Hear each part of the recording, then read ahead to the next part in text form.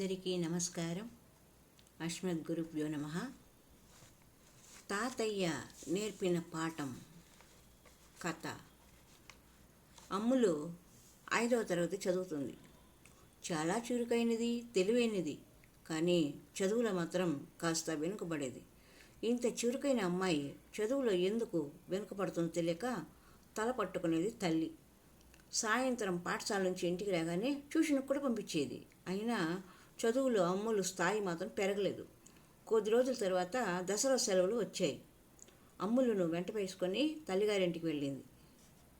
మనవరాళ్ళని చూసిన గోవిందయ్య చాలా ఆనందపడిపోయాడు. ఏ మనవరాలా, అంతా కులాసాయేనా, మీ నాన్న రాలేదా అని ఆరాధీశాడు. లేదు తాతయ్య, నాన్న పండగకు ముందు రోజు వస్తాడు అని బదులిచ్చింది అమ్ములు. నీ చదువు ఎలా సాగుతుంది అని అడిగాడు గోవిందయ్య. ఏం చదువో ఏమో అని అమ్ములపై కసురు కొద్ది తల్లి. ఏంటి బిడ్డ అలా అంటావు? అమ్ములు చాలా చురుకైన పిల్ల, చదువు ఎందుకు రాదు? అదే చదువుతుందిలే, చిన్న వయసే కదా అని అమ్ములను దగ్గరకు తీసుకున్నాడు గోవిందయ్య. ఒక కథల పుస్తకాన్ని తీసి చదవమని చెప్పాడు. టకటకా చదివేసింది అమ్ములు. నా మనమరాలు ఇంత బాగా చదువుతుంది, నువ్వేమో చదువు రాదు అంటున్నావు అని కూతురుతో అన్నాడు గోవిందయ్య. చూసి బాగానే చదువుతుంది, కానీ ఒక్క క్షణం ఒక దగ్గర స్థిరంగా కూర్చోదు. ఎప్పుడు ఏదో ఒకటి చేస్తుంది, అటు ఇటు పరిగెడుతూనే ఉంటుంది, ఎవరో ఒకరితో మాట్లాడుతూనే ఉంటుంది అని మళ్ళీ కోపగించుకుంది గోవిందయ్య కూతురు. మరుసటి రోజు తాతయ్య అమ్ములను పిలిచి, నీకు ఒక ఛాలెంజ్ పెడతాను, నీకు ఓకేనా అని అడిగాడు గోవిందయ్య. అలాగే తాతయ్య, ఏమిటో చెప్పండి అని ఉత్సాహంగా బదులిచ్చింది అమ్ములు. నేను ఒక కథ చెబుతాను, నువ్వు శ్రద్ధగా వినాలి, అటు ఇటు దిక్కులు చూడొద్దు. కథ తర్వాత నేను కొన్ని ప్రశ్నలు కూడా అడుగుతాను అన్నాడు తాతయ్య. అలాగే తాతయ్య అంది అమ్ములు. ప్రతిరోజు తాతయ్య కథలు చెప్పేవాడు అమ్ములకు. అలా చిన్న చిన్న కథల నుంచి మొదలుపెట్టి పెద్ద కథలను కూడా చెప్పాడు. అమ్ములు కూడా శ్రద్ధగా వింది. అడిగిన ప్రశ్నలకు వెంటనే జవాబులు కూడా చెప్పింది.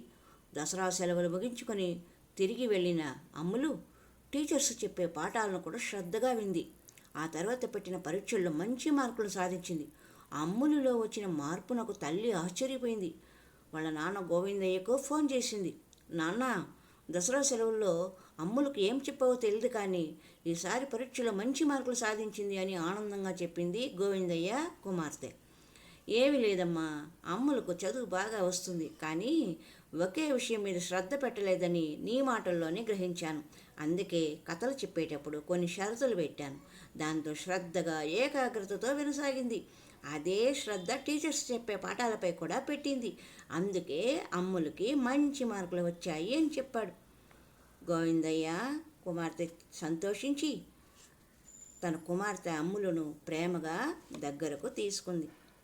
ఈ కథ వలన మనకు తెలిసిన సందేశం ఏమిటంటే, పిల్లలను కోపగించుకోకుండా వారి మనసుకు నచ్చినట్లు ప్రవర్తించినట్లయితే వారిలో మనము కోరుకున్న మంచి మార్పును తీసుకొని రాగలము అనే విషయము స్పష్టమవుతున్నది. కాబట్టి ఆధునికులు వారి పిల్లలను ఏదో ఒక విషయంలో వెలితిగా ఉన్నట్టు భావించకుండా వారి అంతరంగంలోని విషయాలను గ్రహించి దానికి తగ్గట్టుగా నడుచుకుంటే ఈ కాలంలో అవ్వాతాతల అవసరం కూడా ఉండదు. హరి ఓం తత్సత్.